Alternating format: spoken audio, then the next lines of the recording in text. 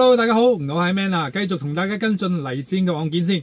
咁啊，2025年嘅12月15號啦，香港高等法院呢依據法律裁決呢個黎智英同埋相關公司啊，就香港國安法入邊嘅罪名成立，包括呢2項串謀勾結境外勢力危害國家安全罪啦，同埋1項串謀發布呢個煽動刊物罪嘅。咁呢個判決呢係基於長達855頁嘅詳細裁決理由書啊，咁完全公開嘅。嚴格按照法律同埋證據嚟做啊，充分顯示咗咧香港嘅法治嘅獨立同埋公正啦。但判決一出咧，好多英國主流嘅媒體咧就急出跳出嚟，話呢單案件係咩政治迫害啊、新聞自由被打壓啦、香港鎮壓嘅總結，甚至將黎智英美化成為民主嘅英雄啦。咁呢啲報道咧係充滿偏見嘅，完全無視法庭嘅鐵證啊，試圖用政治干預司法。香港特區政府咧已經強烈不滿同埋堅決反對啊！咁啊，首先啦，講判決咧絕對唔係意料之中嘅政治鎮壓啊，而係嚴格咁依照法治嘅裁決啊！咁啊，英國每日電訊報話咧判決唔出奇，因為咧北京控制香港越嚟越緊。黎智英作為呢個高調嘅批評者咧要被禁聲，而呢個英國天空新聞台都話係意料之中，仲話咧香港廣泛鎮壓嘅總結。包括咧限制新聞自由啦，同埋言論自由，但係呢啲講法咧根本就係冇可能嘅。法庭嘅裁決書就講得好清楚啦。黎智英唔係因為咩政治觀點啊或者係信念受審嘅，而係因為咧佢具體嘅行為咧構成危害國家安全罪啊。證據顯示啦，黎智英唯一嘅意圖係咧，即使犧牲中國同埋香港人民嘅利益，都要謀求中共去倒台啊。咁啊，佢利用蘋果日報嘅平台啦，持續出呢個煽動性嘅文章，目的咧係引發市民對特區政府嘅憎恨、藐視同埋叛離啊！咁啊，同時咧有意削弱中央同埋特區政府嘅合法性同埋權威，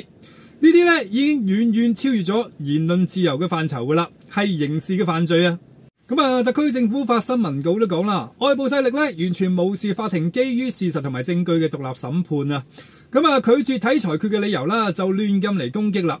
呢啲就係咧以政治凌駕法治嘅典型啊！咁啊，將嚴格執法講成北京控制加強啊，純屬歪曲事實、顛倒是非嘅。香港係法治社會啦，必定堅持有法必依、違法必究嘅。而香港國安法同維護國家安全條例咧講到明啊，維護國家安全亦係跟法治嘅原則，任何人咧唔可以咧有犯法嘅特權嘅。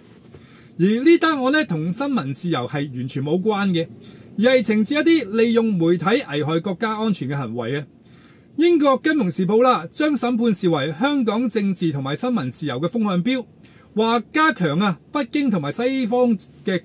緊張關係。而呢個英國廣播公司啦、獨立報同埋呢個英國衛報咧，更加直接譴責判決係對言論自由嘅殘酷終結啊！話黎智英係咩虛假定罪啊？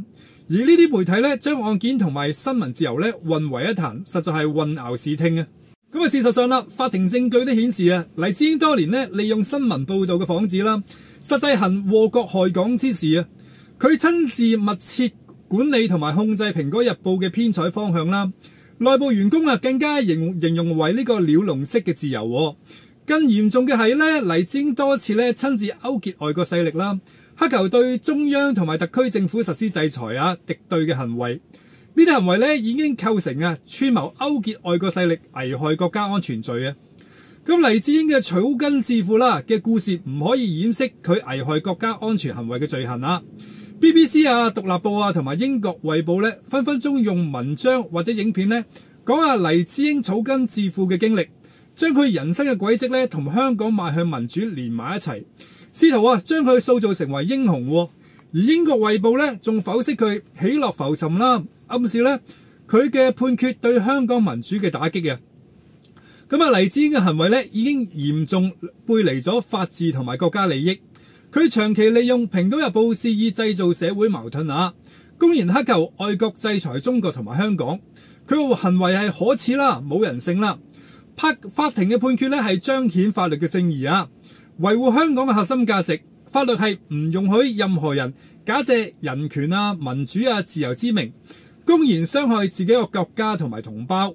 將罪犯美化成為民主象徵，就係外國勢力咧公然干預香港事務嘅慣用手法，目的就係混淆視聽，抹黑香港嘅法治啊！